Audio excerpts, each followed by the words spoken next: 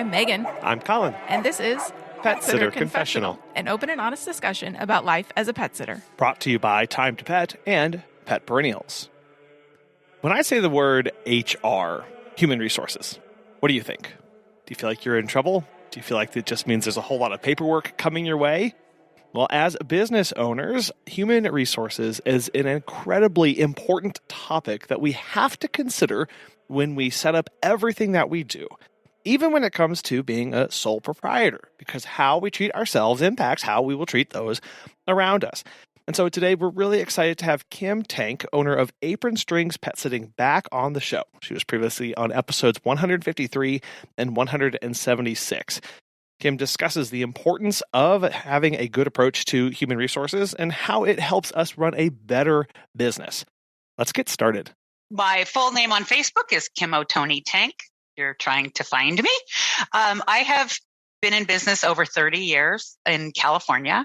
The main part of my business is in the San Francisco Bay Area, particularly in Walnut Creek and Concord in the East Bay. I live up in Pollock Pines, about 2 hours away. So I have employees that I rely on quite a bit. And I have no plans to retire or go anywhere. I'm just enjoying my life and enjoying my business. And one of the great pleasures I have is helping people with hiring, because it is a very important part of my life. Yes. Yeah. We always love your input on this. And, this is a topic that was kind of birthed out of Megan's and my recent hiring process. And then all of a sudden we were faced with this issue of now needing to communicate to employees and what that relationship was and what's it supposed to be. So from your perspective, Kim, when you hear the word HR, what does that mean to you? It means the people who are involved in your business. It's funny because I actually did look up definitions because I want to fully understand. It's because there's a lot to it. Mm-hmm. Human resources, that is your people. But human resource is also refers to the management of those people. And there is so much involved in hiring that goes way beyond the actual work done and the actual training and supervising of the work. There is a whole other world that is involved in having people work for you. Yeah. So it involves the recruiting, hiring, the payroll, overseeing that as it pertains to the work. So it's all about the people and the management of the people. I know when I think of HR, I generally think of two things. One, I'm in trouble. And B, there's going to be a lot of paperwork. So that's funny because I hadn't previously realized how much HR did involve that fear of being in trouble to some people because, oh yes, you're getting sent to the HR department. There's a problem. Until I started being on some of the HR forums, I didn't fully understand that fear that people have. But yes, there is some aspect of the discipline as well. And especially if it pertains to company policies and that sort of thing that are not particularly maybe what they did on the job, but some kind of rules they may have broken within the company, that sort of thing. So yes, it people can look at it as something to fear.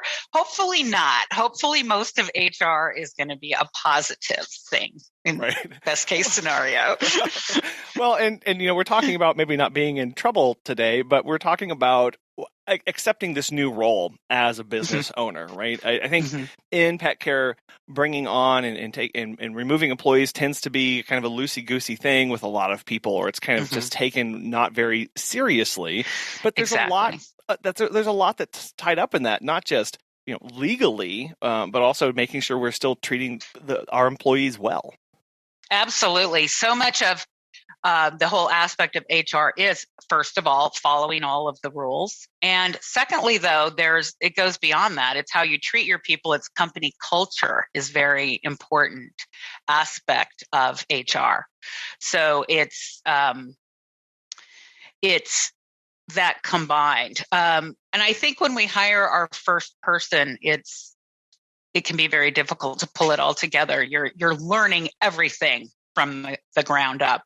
And that's why I think it's so great now that there are so many places to go for information. among the forums about getting set up with your processes so you do it correctly. And I know I always sound like I, am the sitter who walked 5 miles in the snow to her job uphill both ways. But when I started hiring, there were no other people in California that I could find that had employees. So I felt pretty much out in the cold as far as learning the various processes. But I did go to my state Department of Labor, or the EDD here, and looked for guidance as far as all of the legalities. How I was going to put that into the pet sitter role was something I kind of had to fly by the seat of my pants with. And I've learned a lot. So learned a lot over the years. And now I think that's why I like to help people with it, because I can speed up their process for them. But the pet sitting business is so unique. It's not like other companies. If you have a retail business, you can hire people to come in for 8 hours and work at your brick and mortar store. A pet sitting business, is something completely different. How do I pay people for driving around? What do I do if they have to go out twice on the same day? It is so unique. And there are very few models that are just like pet sitting services. So I think that's why now more than ever, as businesses grow, we have to come up with ways to deal with these differences. I like to say I like to learn from other people's mistakes, not my own. It helps speed that process up quite a bit. But that's why I want to have this conversation. And when we start thinking about HR, is there a point, like, when do I need to start being worried about HR? Is there a number of employees, or is it as soon as I'm interested in hiring? As soon as you're interested in hiring. Okay. When you're solo, you don't have to worry about anybody but you. So you don't have to worry about any of this other than paying your taxes and that sort of thing. But once you've got one person, you instantly have to follow all of the rules. And especially in states like California, we're so unique. Like I like to say, if you can do it in California, you can do it anywhere. So many of our thresholds start with one employee. For example, some states now have mandated sick time that has to be paid. California is one of them. Some states, it's, I believe, after 4 employees. In California, if you're one person, you have to provide sick time for that one person. When you have workers' comp, some states, it's after 3 people. California, you've got one person who's part-time, you have to carry workers' comp. So that's California kind of says, hey, you've got one employee, you are now an employee, and you have to do your HR stuff. So I think once you're beginning that process of hiring, because if you hire one, you're probably going to end up with 2 or 3. Hopefully you'll grow and have more than one anyway. So best to get started off on the right foot from the very beginning and to set up your systems and your processes. Yeah. Well, and a reminder too that HR is also overseeing hiring and recruiting, right? And there's processes, there are legal things that you can and cannot do, and things like offer letters and things like exactly that, right? That we have to start from the very beginning. Yes, absolutely. And in the beginning, it's just say you have one person. Obviously, you probably don't need anybody. You're not big enough to hire anybody to help with HR specifically, but you've got to be your own little HR department. Now, I will say, though, so many of the payroll services now offer HR services as well. So I think that is a way to have that extra help and that guidance. And I can't tell you, cost-wise, if it's included in your basic payroll or that sort of thing. But a lot of the major companies have an HR component, and they can help you out quite a bit with those issues.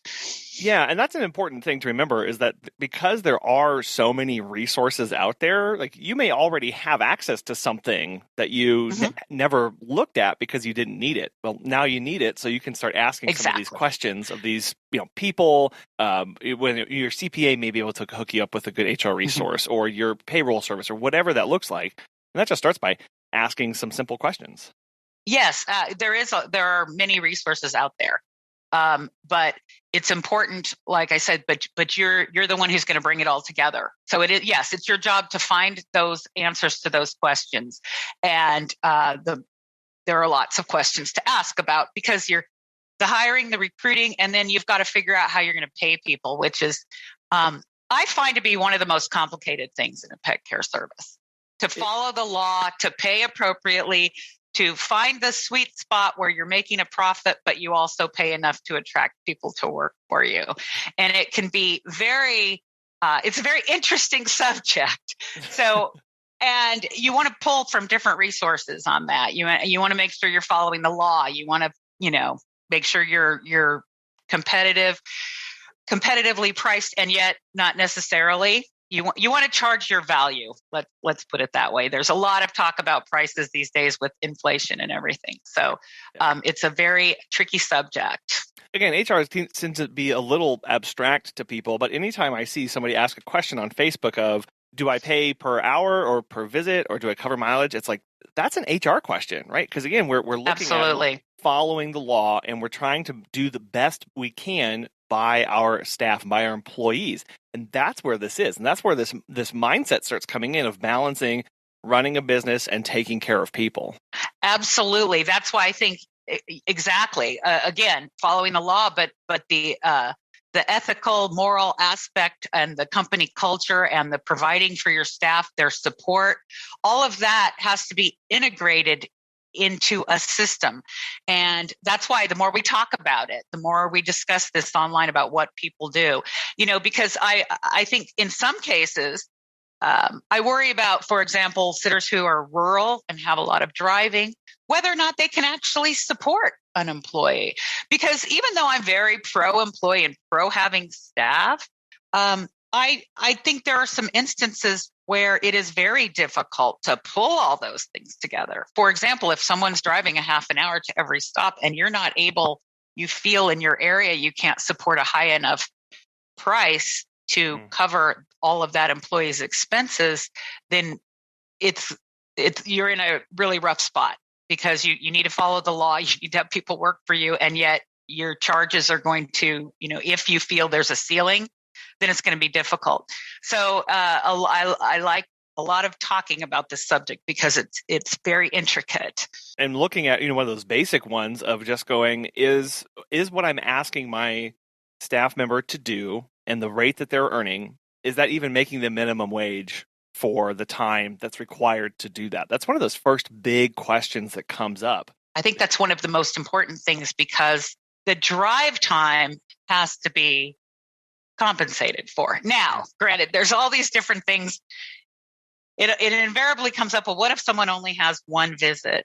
And technically, and I asked this question many years ago on the radio once when they had some tax accountant on. So I remember what he said. Technically it is commute miles to drive to the visit, to do the work, and to drive back.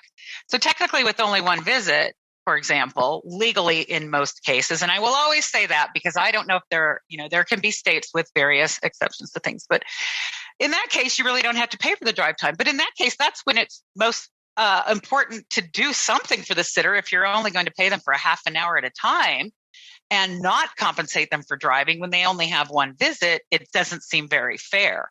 So I just wanted to get that out of the way. However, the way we work it, most of the time, our sitters are doing 4 or 5 visits in a cluster. So once they get to that first stop, their drive time from that point on until they get to their last stop, it has to be paid time. So I know a lot of sitters like to pay by visit, but it's really important to make sure that once you have included the drive time, they're still making minimum wage. And one thing I always find a little scary is when people say something like in an ad, oh, I'm going to pay $10 a visit, so I'm going to advertise it as $20 an hour. But it's not $20 an hour unless the houses are next door to each other, if it's a half an hour visit. If it's 20 minutes of driving, if you're doing 1.5 visits per hour, then they're making $15, which in some states that's minimum wage. So you're right on the edge there.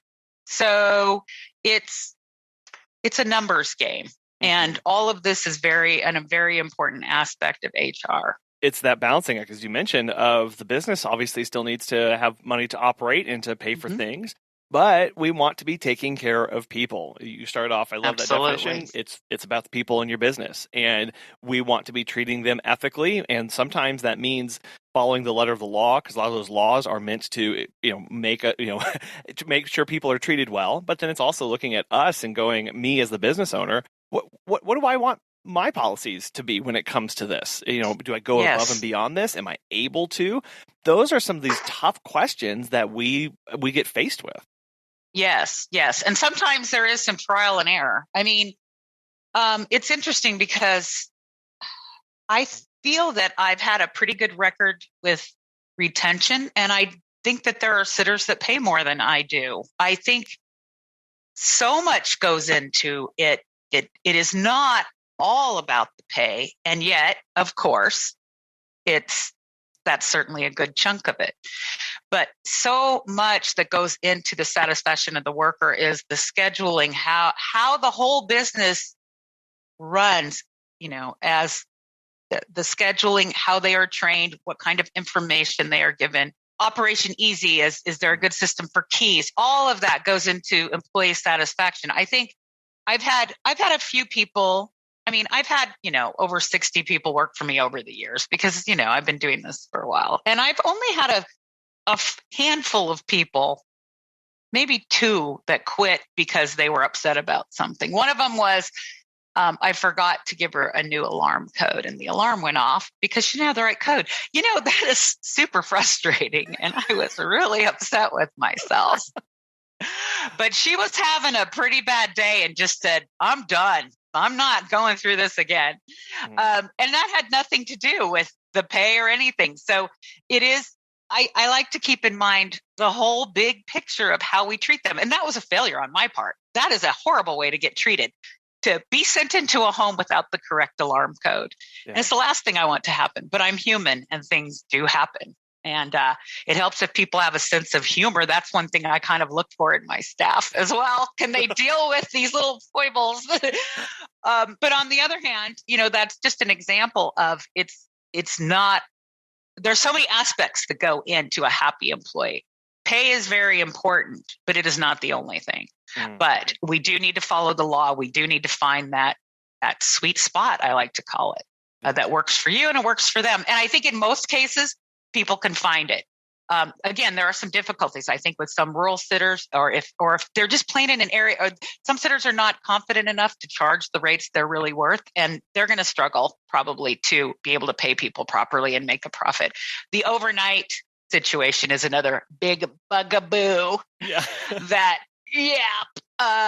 That's a problem because of minimum wage laws and being able to make a profit. I mean, if I were to offer overnight, a 12-hour overnight, we're already going into overtime after 8 hours in California, and we go into double time after 12 hours. Oh, so, and our minimum wage is a little bit higher than some places. So, I mean, if I think I would have to charge at least $200 even to make like $20 or something.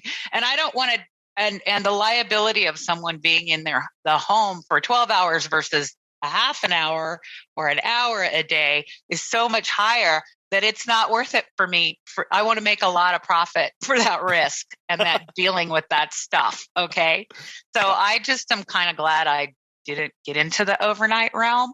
And I know it's hard for some sitters that are deep into it and it's 50% of their business. And I, love to say, well, you should hire employees rather than contractors, but that's a difficult situation. Yeah. So a lot of, sitters are modifying the way they schedule overnights, these almost overnights. And I think that's a great idea. It's something that I've tried to help people come up with solutions, but some things just can't be solved. Well, no, again, that's a really good example of it's a service that a lot of people offer. And then they bring on staff and they go, okay. And they kind of almost without thinking go, okay, now you can go and do this. And maybe they're only charging $55 a night or $65 a night. Mm-hmm. And that's where you start to get into some of these real murky waters of going, oh, that was 12 hours of work. There was no overtime. There was no this, there was no, and all those questions are what we have to start thinking about, taking one step back and going, this is an employee. Can I treat them how I would treat myself in this situation. Would I do this? Would that happen? What's the law requiring on how I take care of this person?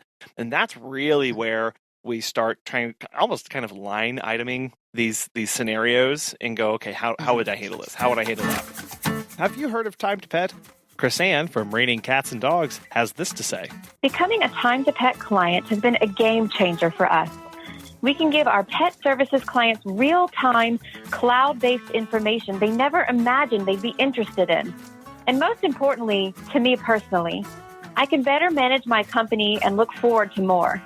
And not a small thing, Time to Pet is responsive to my requests for new features and modifications to existing ones. If you are looking for new pet sitting software, give Time to Pet a try. Listeners of our show can save 50% off your first 3 months by visiting timetopet.com/confessional. All of this has to be examined. It's fine because when you're all alone, I've always said, when you're alone, you can pretty much do whatever you want. You can undercharge, and you're the only one that's going to be bothered by it, or maybe you don't care. But once you bring on even one person, instantly you have all of these issues to deal with. And it's important to know the law. Now, I've made mistakes over the past, and things have changed in California as well. I mean, when I first started hiring, there was no mandatory sick time.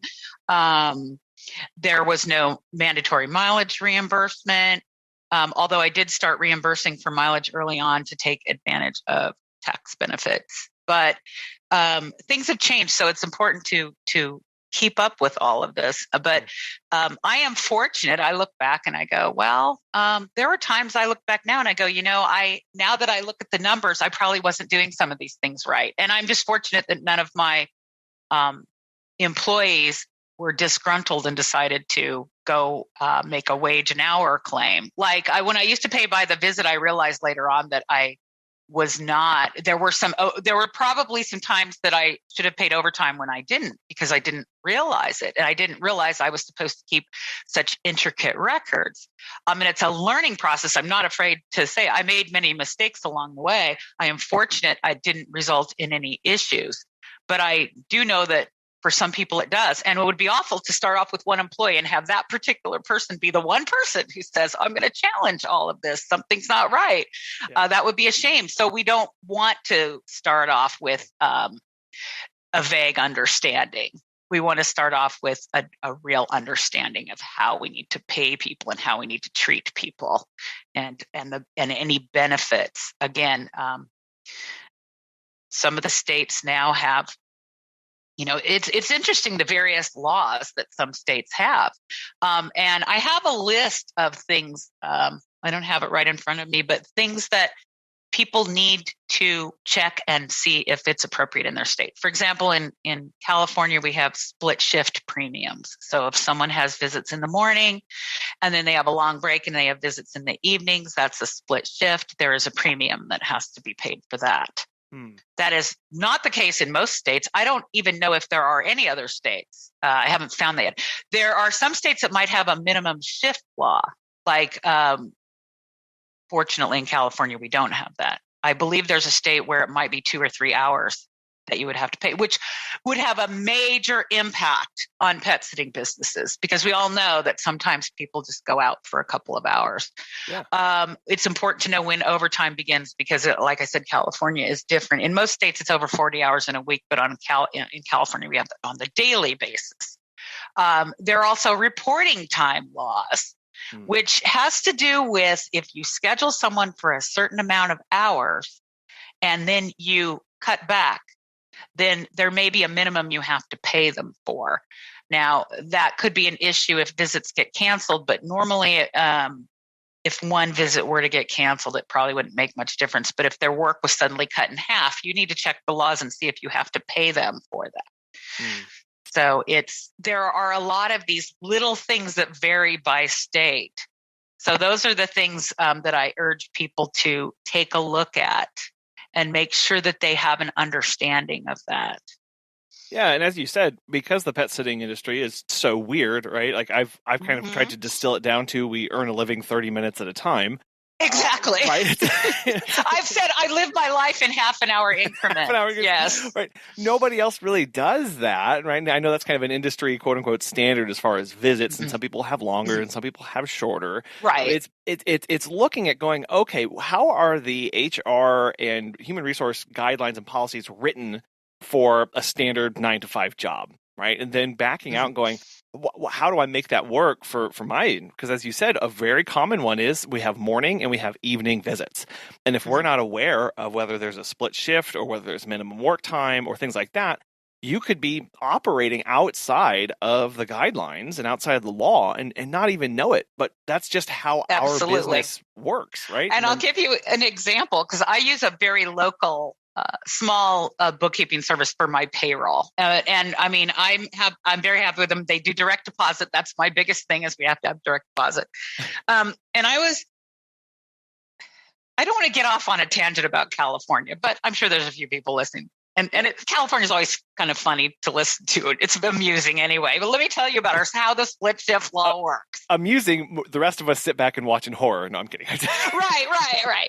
So if you're paying someone minimum wage and let's say $15 an hour is your minimum and they work 3 hours in the morning and 2 hours in the evening, then you would need to pay an additional hour of 15. However, if they're making over minimum wage, the total amount over minimum wage for the day is credited against the $15 hour split shift premium. Now, I know I have to usually go and say it 2 or 3 times for it to make it doesn't even make sense in my head when I say it. So let's say someone's making $16 an hour. So they worked 5 hours total in the day. And throughout the day, each hour they made $1 over minimum wage. So that's $5 for the day. So the split shift premium only has to be $10 because you can deduct the $5 that they made in excess of minimum wage. Now, I'll tell you why this is just kind of funny because I had to explain it to my bookkeeper. We had some new hires who were at minimum wage because that's how we start. Remember, I pay mileage on top of that. It's several dollars more per hour. And so during the training period, they make minimum wage because I'm spending more time with them. It is much more costly. They're not producing as much. And they understand that they will get a raise at some point soon. So for the first time I had it come up that with since using this company, I said, I need to explain to you why some of the split shifts now are going to be one split shift at $6, one split shift at $9, because we itemize. Okay, back up a little bit.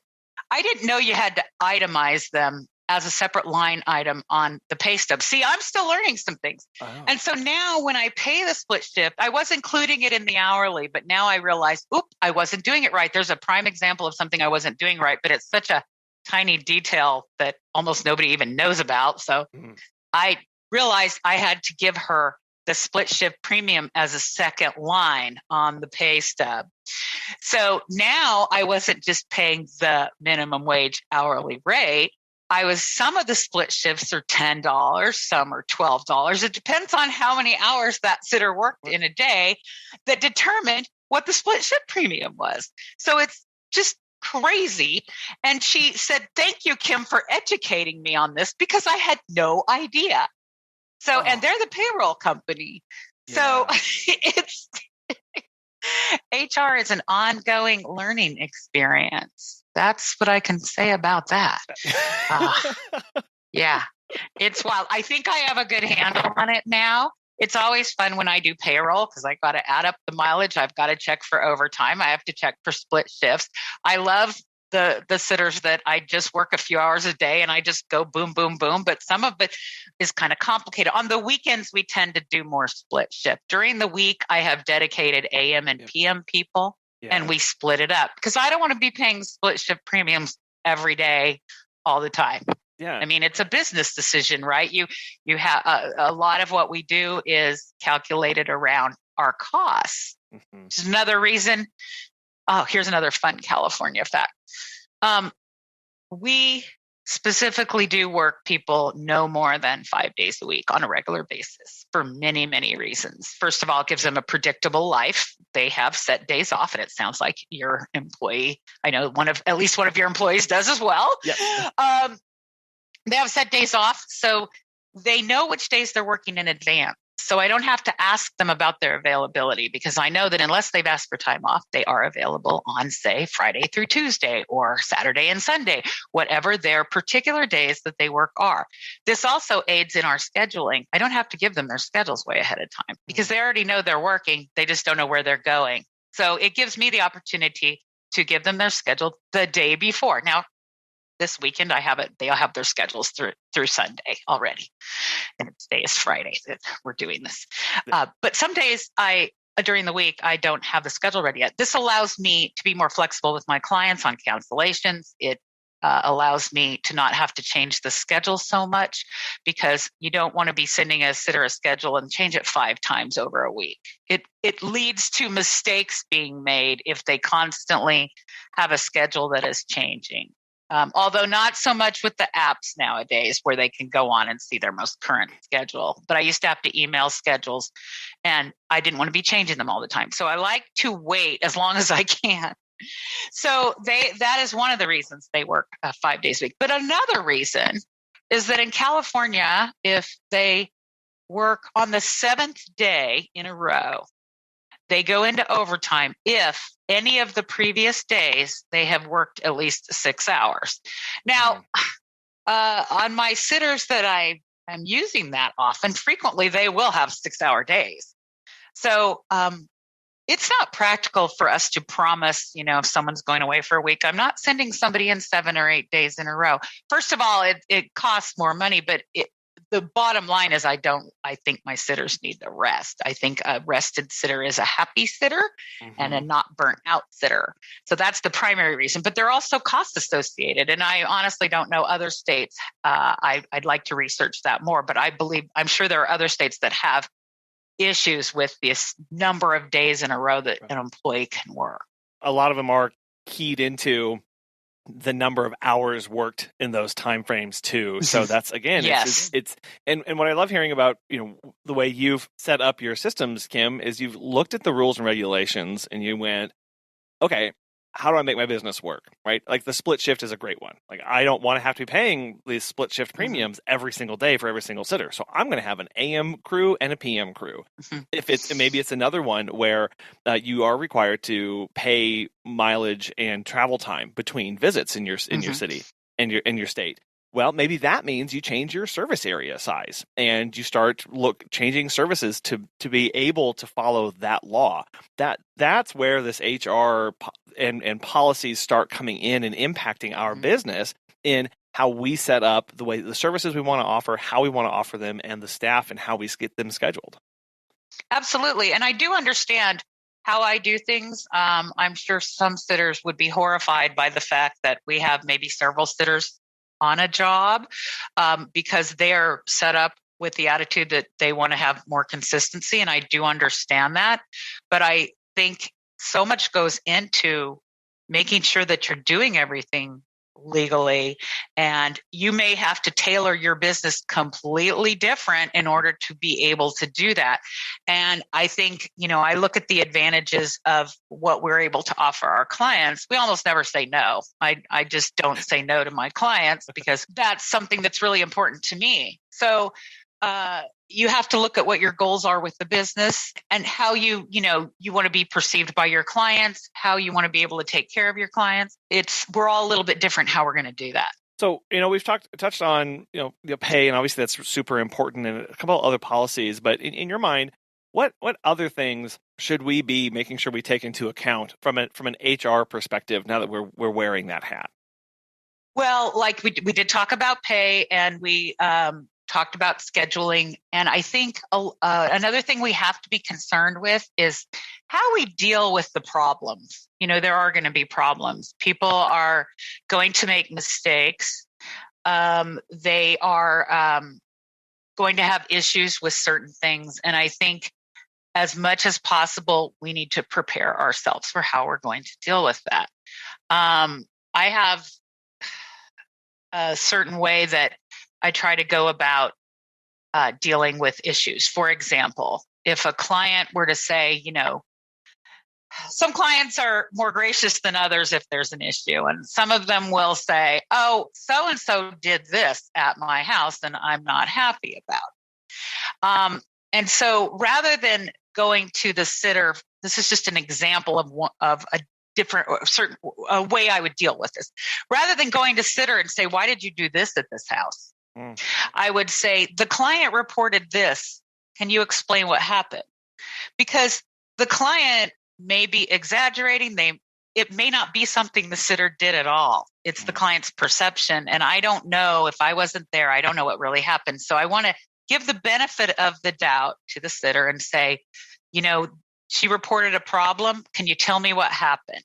Right. That way the sitter has the opportunity to say, actually, this is what happened. It really wasn't that way at all. Or they have an opportunity to apologize. But I don't want to go about it putting someone on the defensive, because if you say, why did you do this? That puts someone on the defensive immediately. And then it changes the way you're going to deal with it. It no longer becomes a learning opportunity.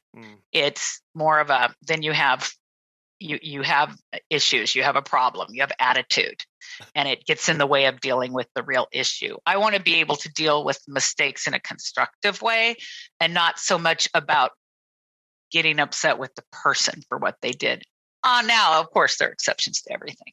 I mean, if a sitter out and out did something that was, blatant, where they blatantly disregarded rules or were dishonest in any way, that's different. And we have to get right to the point on that. Right. But general honest mistakes, we handle very gently because we want them to be a learning opportunity. And all of that is company culture and what goes into HR. And again, planning for it, because it's going to happen. There are going to be things. Yeah. Well, and also included that is there are proper and improper ways to, dismiss an employee, and the evidence and the documentation that's required to do that in a lot of cases, and how it's submitted and timelines. And all of a sudden, it's not so quote unquote simple to just walk in and be like, "You're fired." Take your things off your desk and leave you. Like, right. I don't know why I went Brooklyn or whatever, but these are, again, like, how can I make this constructive? How can I make this a positive experience? How can I get the most out of this so that this doesn't happen again? Yes. And when it comes to, now I think more and more people are documenting things when there are issues. This is one reason I like email so much, because I can document what I have written out to the sitter. And then you can keep it in their file. And then if there becomes multiple issues, I unfortunately had a sitter that was not a rock star last fall. And I tried, because I did want to give her the benefit of the doubt, and took every opportunity I could to use her mistakes as a teaching moment. But unfortunately, she kept doing the same things over again. And before it resulted in disaster, I decided that it was time to let go. And I'm fortunate that I have all of the emails and everything documenting the issues. And in case, someone ever wanted to come back and say, you didn't give her a chance, this wasn't fair. No, it was more than fair. Unfortunately, I was very sad to have to do that. That's definitely my least favorite thing. But I have standards I have to uphold for the safety of the pets, which is really the number one thing. So it's just important to if you keep records of everything, that's, half the battle, I think, as far as being able to show that you handled things properly. Again, we want to be doing it right by them. We want to be doing it right by the policies, because there are reasons you can fire somebody and there are reasons you cannot fire somebody. And exactly. Having that documentation prevents any gray area where there could be questions for why somebody was fired versus somebody else. Yes. Our friends at Pet Perennials make it easy as 1, 2, 3 to send a heartfelt condolence gift directly to someone with a broken heart. They have this awesome direct client gift service that takes the effort off of us and ensures a thoughtful, personalized Simply gift reaches your client or employee. All gift packages include a handwritten card, colorful gift wrap, and shipping fees across the US and Canada. They also have an array of milestone gifts and greeting cards that can be sent to celebrate birthdays, extend get well wishes, and welcome new and rescued pets. Additionally, there are gift choices in case you need to send a sympathy gift in memory of a special human client, or celebrate pregnancy, engagement, or wedding of a pet lover. If you're interested, register for a free business account to unlock the all-inclusive, discounted package prices. The service is leveraged on an as-need basis, so there are no monthly or annual obligation or minimum purchases. To learn more, go to petperennials.com/pages/GPS and use the referral code PSC at registration to get a unique coupon code to save $2 off any package that you send in your first 90 days. This has been pretty focused on our perspectives. When it comes to our staff, why does having good HR policies and a good HR mindset, how does that actually benefit the people working for us? Well, I think it supports them better if the attitude of the employers is one of taking care of the HR properly. I think most of the laws, especially some of the quirky things I've talked about, they support the employee. It is very employee centered. So knowing that all of those are in place is to support the staff. I mean, who likes paying all these extra things? But you know what? At the end of the day, when I have made payroll and I see their checks and I realize that they're compensated correctly, that's very satisfying. I want to support my staff in any way that I can. So it's really about them. I think in general, having a proper knowledge of HR is to support the staff. And I think companies that do that are better companies to work for. And again, as pet sitters, most of us aren't going to have an HR department. Like I see growing companies, and of course, many people use managers. I don't know that there are any companies that have actual departments with several people working them. If there's a pet sitting company that's that large, that's great. But having the knowledge, even just, on our own, one person is all it takes to support your staff. It's really about supporting them. I really try very hard in my business to make sure that they know that they are a key component to the company, and taking care of them in the way they're treated and the way they're paid and following the laws is all about them. It's for them. You put ourselves in their shoes. They know that they have somebody looking out for them. They know that they have somebody with their best interests at heart. Because I know many of us maybe have had experiences in the past where we had employers who didn't, right? Who made us do awful things or work awful days or, do things that weren't exactly, we were questioning. Are they supposed to do this? And that breaks down this trust that they start having. And I look back, on a couple jobs I've had in the veterinary field, because veterinarians can be great veterinarians. They're not all great business owners. And if they don't bring in the proper support, I know I can look back and say, oh, I wasn't paid for that. And I wasn't paid for that. And I didn't get my breaks. And that was, so I think, I feel like they weren't taking care of me, and it led me to not feel very appreciated. Now, this is in retrospect that I discovered some of these things. Sure. But at the time, I also did get a feeling from the companies that were not as concerned with the breaks and that sort of thing. There was a general attitude that let's just get the work done. And, they weren't worried about our satisfaction as much with our jobs. I had my favorite veterinary hospital. I've worked at about, I think, 4 plus an SPCA. And the favorite one I ever worked at, I had to leave because we were moving. And that was sad. Those people took great care of me. And that was one of the reasons it was my favorite job. I felt so supported in anything that I needed. And so I look back on that job and I think that's the kind of employer I want to be. I look at the employers I didn't care for so much and I'm like, definitely not wanting to be like them. So I try to have that attitude in everything with my employees. If they're calling in sick, it's frustrating. You need people to work, but you've got to, I don't go, oh, can't you suck it up and come in? That's something I've never said. And I know that there are probably people that do. It's just, it is what it is. You just have to deal with the issues, be prepared. It's going to happen at some point. Yeah. But to support them, I don't want to make people feel guilty when they're calling in sick. As frustrated as I am, as much as that might ruin my day, I don't want them to feel guilty about it, because I want this to be a supportive workplace. Yeah. Yeah.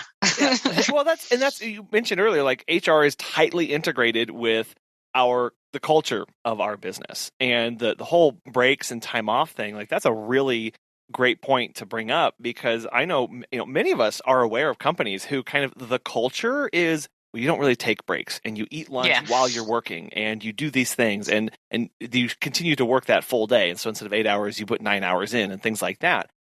And that's not written down in a manual. I guarantee it, right? That's not taught in training, but it's just the culture of the people and the managers and the other workers who have been there a while, who start bringing in these aspects and taking a look at how we operate and going, is it, what am I giving to my staff, and what am I teaching them to do?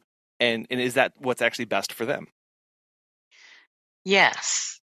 I mean, it's company culture is something I think is more important than we realize. I mean, it's not just a buzzword. It encompasses so much of how you treat your workers. For example, I got sometimes people email me questions about hiring, and I got an email from someone. We were discussing drive time and mileage and all this stuff. And then she said, well, I'm going to be hiring, and how do I communicate that to them, that this is a job where you really can't call in sick, that I really need them?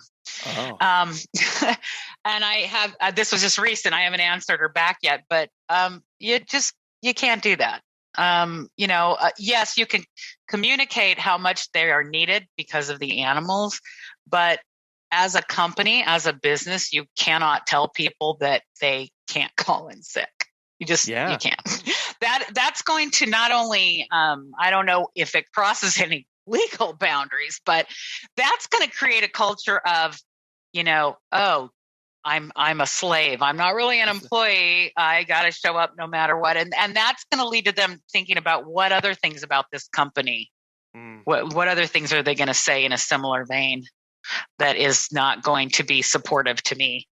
So, I mean, I really do try to look at it. I mean, it helps that I had worked at other jobs. I don't have a business degree. I have been studying HR. I will tell you, I'm almost done with a certificate course in HR from a community college, but I'm not, I don't have a business degree. I've never owned a company before owning my pet sitting service. I was an employee for, 4 veterinary hospitals and an SPCA. But what it taught me was, again, how I wanted to be treated. And I learned so much from the bosses that I worked for. And it's how I have evolved in taking care of my staff. That whole idea of being supportive to them. Well, and again, that permeates, and that's where it takes our reflection as the business owner, as the manager, as the HR department. Now, how would I want to treat people? And that phrase of, how do I let them know that they can never call in sick? That's a personal belief that person that is bringing into that situation, and now trying to apply it to the employee. And that's right. And that's how they believe, and they perceive that this is a job like that, not realizing, well, there may be some other things we need to consider here for the well-being and legality of this moving forward. Exactly. It's this personal. Yes. That's such a great phrase. They put their personal beliefs into this, and personal beliefs are great to a point, but you have to follow the law, and you have to offer employees what they're entitled to. Right. And I did a very small thing recently. So in California, they earn sick time, 1 hour for every 30 hours they work. And there is a cap of 24 hours per year. So, and I'm fortunate that people really haven't used it very much. But I decided to go ahead and offer a week's paid vacation for even part-time staff, because right now everybody happens to just be part-time right now, because I realized that it was like 2% of a whole year. Like paying for 1 week is it's 2% of 50 weeks. I know there's 52 weeks in a year. And I looked at the cost and I thought, that is something that's for what they do for me, for all the profit that I make from all of their hard work all year, that's nothing. And so I decided to just factor that extra 2% into my other costs that I have for employees. And it's funny, my people just don't take time off. But I've had 2 people leave on very good terms over the last year, and I sent them along with their week's paid vacation.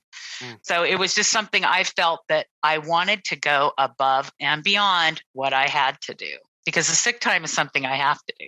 Right. So, and overtime is something I have to do. So it was the one place I could make a choice to go above and beyond what I had to do for them. And it was a small thing. So it just made me feel a little bit better about, what it's like to work for me. I want it to be a very positive experience. I do expect a lot from my people, and they come through for me. And I think if they feel supported, they're more likely to do that. Now, you mentioned that you are finishing a certificate in human resources, which I think is really cool. What other kind of resources are out there for people to learn about this and see how they need to start applying it to their business?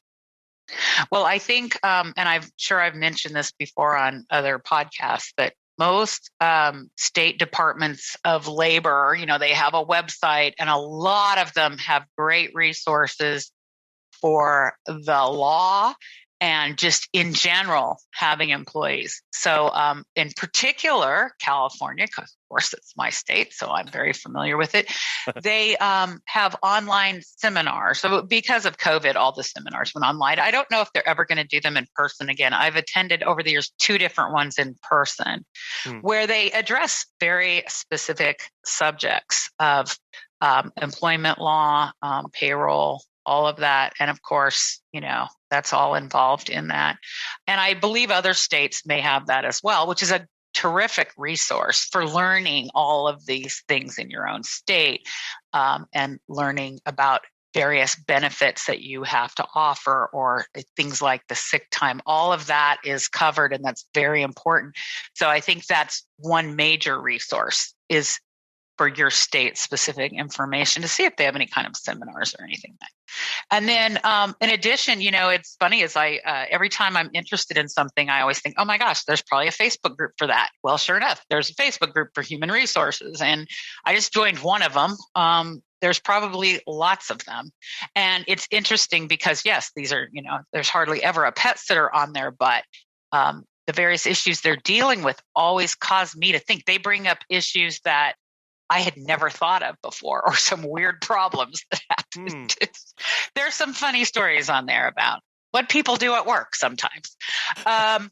So that is actually something I would recommend, just to get you thinking about your workers. Because, we may be pet sitters, but these are employees and these are real jobs. And this is, we've got to be prepared for all of this stuff. And again, there are classes on the community college level. One of them it was funny. It was on employment law. And it was one of the ones before they went online, all of the classes have been online in the last couple of years. There was one on employment law that I attended over in Oakland. And I remember they got to talking about ICs and employees, and I'm raising my hand and answering all the questions. And he started asking me questions, and it was really fun. But there's opportunities for classes. Yeah. And again, online. It's fascinating because so much of it I already understood, which made me feel really good. Because at first I thought, I'm going to take HR classes and be totally over my head. I don't have any business knowledge, but I actually did have some, because I had been soaking it up all of this time without realizing it. Yeah. So I was able to keep up. Some of them, I took some very interesting classes on motivating in the workplace, and job analysis was another one. It's fascinating, and how to break down and write a job description. So these are, and some of the classes are kind of fun if you have a good instructor. So there are many, many resources out there for this sort of thing. Perfect. Yeah. And I never thought about going and taking just a course at a community college or seeing what kind of resources that had. Because that sounds like it's extremely beneficial and also just a great place to get connected with other people who are kind of working through the same things you are, and even what other additional resources they can bring into your business. Like you said, it's not always pet sitter specific, but I love your phrase there. But we are running businesses. These are real problems. These are real issues. These are real, genuine employees, right? Certified by the state and taxes and stuff. And we need to be taking it seriously enough to look into these matters. Yes. And I think nowadays I do see when people are asking questions, they really are aware. And especially if they say, well, I'm overwhelmed because I have to worry about all of this stuff. Well, I appreciate that because they are thinking about it. It's not just finding someone and hiring them and, paying them their wages. It's all of this goes into it. It's so important. And I see that people are more aware now. Yes, pet sitting has, become an industry just like other industries, and we have to step up to the plate and take this hiring very seriously. I'm not saying that people don't. I'm just saying that it's important to follow all of the laws, and it's very intricate with, like I said before, with this type of business, it's very unusual. We have issues that other companies do not have. And I think of some companies, like we can compare ourselves to like a plumbing company who sends people out in the car driving from place to place all day. But even then it's still different because we have so many times we have our split shift issues and that sort of thing. It's just important to soak up as much of this as you can. I don't know. I'm very interested in it and kind of fascinated, but I'm sure that for some who don't have much time or don't have the interest, if they can have someone in their company who wants to take on this role a little bit more, it could be a solution. As people grow and get managers, perhaps they can find someone who really specializes in this sort of thing. But it is important as the owner to have at least a basic knowledge of the laws and this general idea in your head about your company culture, because you are the owner and you're going to set the tone for that. Very important. Exactly. Well, Kim, I've been fascinated by this discussion, and I am so thankful for you taking your time out today to discuss this, to encourage us to set that culture, set that good example, and to start educating ourselves. It's a massive topic, and not many people are looking in-depthly into this. So if they have questions or want to pick your brain or figure out some resources that may benefit them, how can they get connected best with you and start seeing what you've got going on? Sure. My email address that I use for this topic is kim@petcarehr.com. And I'm on Facebook, Kim Ottone Tank. It's Ottone, and then my last name is Tank. And anyone can feel free to message me. The name of my company is Apronstrings Pet Sitting, and my website is apronstringsonline.com. And I'm always happy to answer questions. Like I said, this is something I kind of enjoy in a sick sort of way. No, I do. Yeah. Well, it's a really needed topic. Again, I think this is all part of the industry growing and maturing and cementing itself as in a legitimate way. And as our mindsets start catching up with where the industry is headed, like, again, this is a topic that's just ripe for a lot of discussion and movement forward and how we apply it to us. So I really appreciate all of the knowledge and encouragement that you've shared, and really looking forward to seeing where this all goes and how people start implementing these kind of things in their business. Well, great. Thank you very much. It was my pleasure. HR stems from making sure that businesses and companies treat people well. It's up to us to decide how we apply those to our business to make sure we are still in line with the rules and regulations set before us. Doing that in the pet industry is hard, as we talked about with Kim. It is difficult. We run a weird business in a weird industry. That doesn't mean we can ignore what is before us. It doesn't mean that we can just push some of these rules and regulations under the rug. It means that we get to be creative to solve the problem of how to form our business to meet the standards and meet the rules and laws that we have to work under. And there are ways of doing that. We talked about many different solutions with Kim, and they look different for everybody in their business, for their services, in their state, and the reasons that they're running it and how they want to work with their staff. All of that needs to be taken into account when we form our business. When we think of HR as the foundations of how we treat people and everything that we do flows from that, it means we're running a much better company and people will be happier in the end. We want to thank our sponsors, Time to Pet and Pet Perennials, for making today's show possible. And we really want to thank you so much for listening. We hope you have a wonderful rest of your week, and we'll be back again soon.